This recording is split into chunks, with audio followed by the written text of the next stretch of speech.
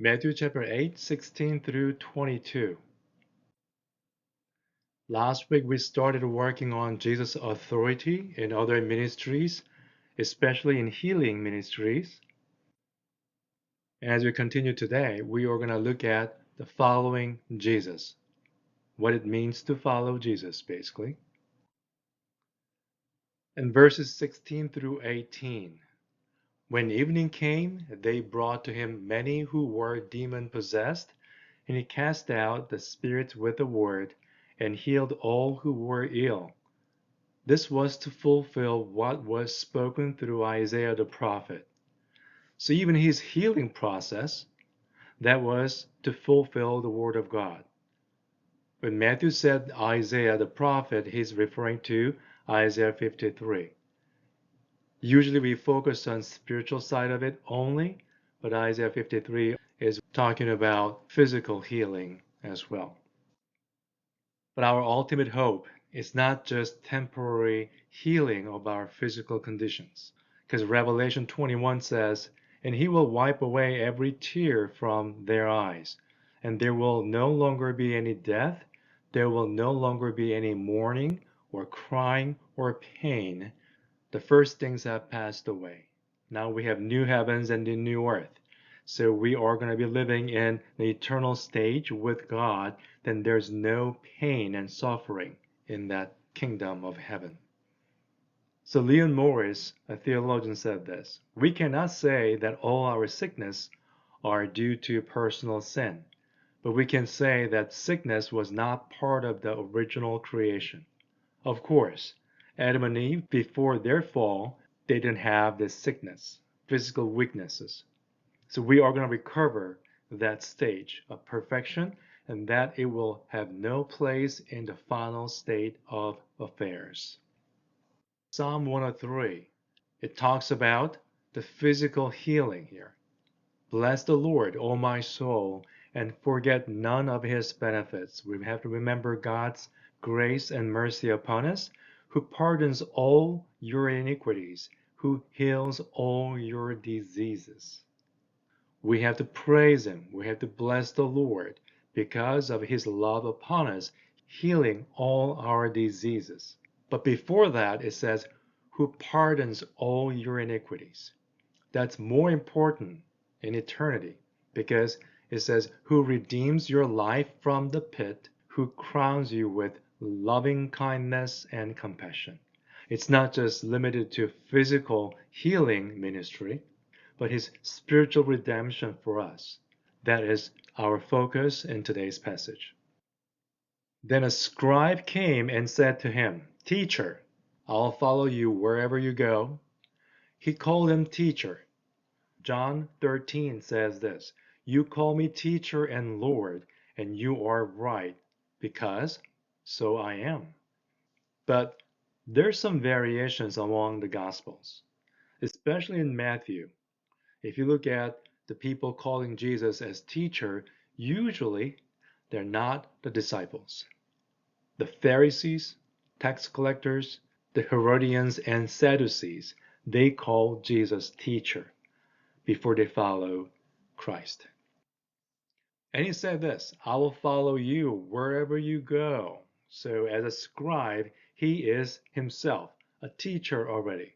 But he found out that Jesus is a great teacher. So, teacher, I will follow you wherever you go.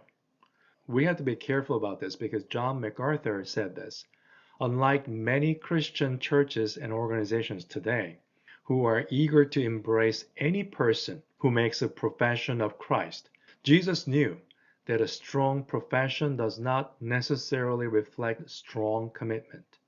That is so true because some people, just because you say or just because you believe so on your own, that does not make you that way. "Oh, I'm a Christian." You can say that, but that does not qualify you as a Christian. Your subjective way of expressing your belief doesn't make you one of them. So application. A strong profession doesn't always equate your faith. The famous example is from Peter. You all remember this passage. Peter said to Jesus, "Even though all may fall away because of you, because of our confession of our faith. If we get persecuted, doesn't matter. I will never fall away. That's what he said. But Jesus knew better. So that's why he said, truly I say to you that this very night, before a rooster crows, you will deny me 3 times. And he answered again. Peter said to him, even if I have to die with you, I will not deny you. Very strong remarks, but we all know what happened in the next few hours. On top of that, because he had such a strong assurance about his faith, all the disciples said the same thing too. They all said it, yes, me too. We'll be with you. We're not going to deny you. We'll never fall away. But as we all know, they all ran away when Jesus was arrested by Roman soldiers. That's why Jesus answered to a scribe this way. The foxes have holes and the birds of the air have nests, but the Son of Man has nowhere to lay his head. He said, I don't have anything to offer you in a worldly sense. You may look for something that's helpful for you, but I don't have anything. I don't even have a place to lay my head. So if you look at John chapter 7, verse 53 through 8:1, it says this, everyone went to his home, but Jesus went to the Mount of Olives instead of going home because he did not have a place to go to. So following Jesus, it's not a glorious thing to do. Sometimes it can be very inconvenient. Imagine if you don't have home or house to go back to after work, after school. That's going to be very inconvenient. It's not going to be easy for you to live like that. But that's what Jesus told them. Unfortunately, after this conversation, there's no place saying that this scribe followed Jesus. He just disappeared from the passage. So when you think about difficult situation, now Jesus was on the cross, and understandably his mother and his mother's sister and other people were here. Mary Magdalene, who saw Jesus right after his resurrection. These are all women followers. They're not disciples, but they were very, very faithful. And regardless of the situation, the challenging situation, instead of denying Jesus like Peter did, they were there right at the cross. And one disciple was with them as well. So Jesus saw his mother and the disciple whom he loved. Who was he? The Apostle John, who wrote this book.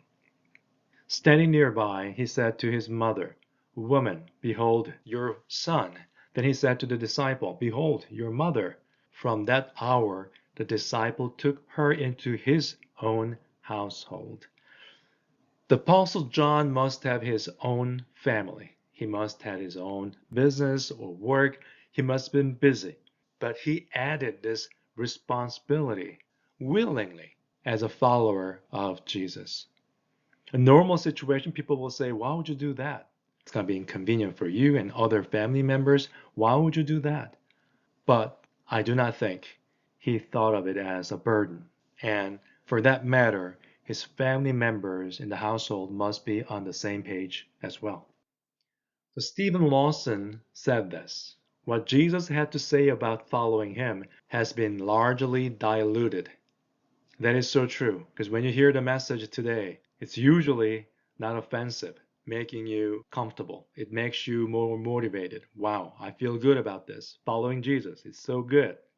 And he said this, because of the dilution, I believe that he, Jesus, does not even recognize most of what is presented as the gospel today. Rightly so, because they touch on the Bible, but their message is not according to the Bible. A lot of times it's very motivational and human-centered, not God-centered. And he continued, we desperately need to hear the unvarnished truth, undecorated. Let's just present the raw truth, because no one can follow Jesus until they first hear the truth. If you don't hear the truth, how do you know you're following something that is worthwhile? That means you have to know who you're following based on the Bible. So he wrote this book, The Cost, initially, and then later on he changed the cover and republished the book. It will cost you everything. It's more clear there. Same content, but basically he changed the preface a little bit, but great book to read. And another disciple. The first one, a scribe, disappeared from the scene, and then another disciple showed up and said, Lord, permit me first to go and bury my father. He said, let me do this first, and I'll follow you. That's what he said. It's a matter of priority. If you look at Matthew chapter 6, we're supposed to seek his kingdom and his righteousness first. And Jesus said this, follow me and allow the dead to bury their own dead. But please note, when you say bury my father, it doesn't necessarily mean his father has passed away. This is an idiom in Jewish culture. It's just a phrase or expression that they use that means let me serve and help my parents and then finish my job by burying them when they pass away and receive my inheritance. Everything in there is included in this small and short phrase. So it could be 20, 30, even 40 more years until he make a decision to follow Christ. But obviously Jesus said you cannot do that and allow the dead to bury their own dead. Here, how can we say the dead person can bury a dead person? You can't. So the worldly matter, people who are spiritually dead, they will handle that every day, all day. But follow me. Here, Matthew is very simple, but in Luke, it's more clear. Allow the dead to bury their own dead, but as for you, go and proclaim everywhere the kingdom of God. So following me means proclaiming the word of God, the kingdom of God. Who can follow Jesus? A person who is alive, born again, can follow Christ. So that's why we can see the connection between this passage and Matthew chapter 10, which says, he who loves father or mother more than me is not worthy of me, and he who loves son or daughter more than me is not worthy of me. Jesus does not say, you gotta hate your parents or you hate your children. You have to love me first and more than your family and everything else. It's so tough to do because we're still concerned about these things. Just like this disciple who said, let me go first and bury my father. I have to take care of my business first. Then I will follow you. And Jesus said, allow the dead to bury their own dead. Let them handle worldly matter as they do all the time. But for you, why don't you follow me if you're alive spiritually and if you're born again? So what can we say? Oh, I'm busy working. I'm busy going to school. I'm busy doing this and doing that, and I don't have time to follow you. If you put those things as a priority, you will not find any time to follow Christ. So people argue, we need more time. Let me finish this. Let me finish college. Let me get this promotion that I want. Let me get married first. But if you look at the followers of Jesus, his disciples, this is what happened. And he said to them, follow me, and I will make you fishers of men. Immediately they left their nets and followed him.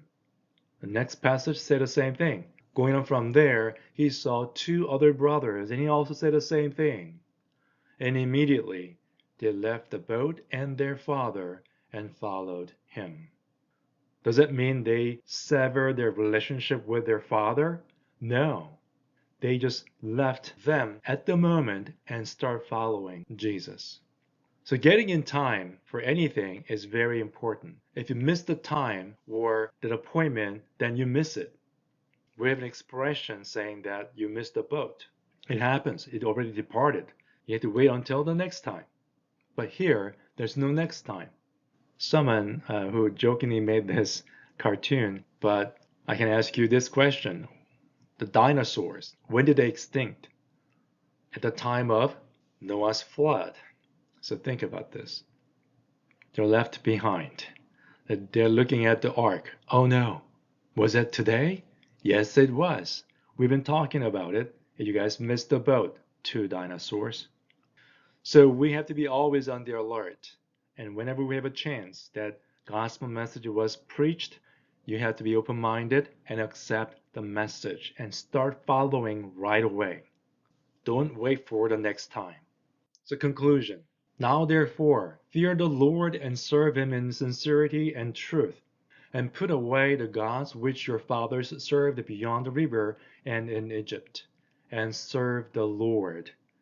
This is Joshua 24, the last chapter of Joshua.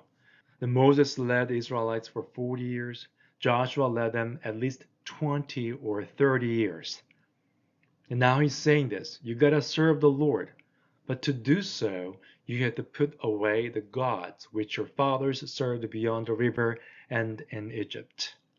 I don't know how exactly Joshua felt about this, but I can imagine how he felt about the Israelites, their stubbornness, their rejection of God, because Moses has been doing it for 40 years.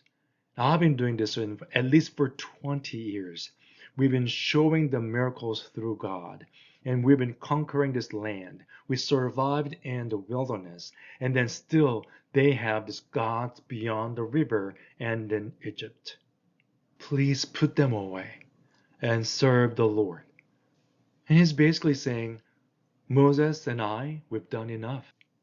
If it is disagreeable in your sight to serve the Lord, choose for yourselves today whom you will serve, whether the gods which your fathers served, which were beyond the river, or the gods of the Amorites in whose land you are living. And he said this, it's up to you guys. Moses showed you the way for life, a way for destruction. And I've been telling you about this too. So you have to make a choice. But as for me and my house, we will serve the Lord. So my prayer for you is, no matter what other people do in this world, they may choose to serve other gods, idols, their money, their children. Let them choose whatever they want to choose. But let us choose and say this, as for me and my house, we will serve the Lord. Because that's where a scribe and a disciple failed. But we will not make that mistake. We'll make a choice today, commit ourselves, and follow Christ and serve the Lord for the rest of our lives and in eternity. May God bless you, and see you next Sunday.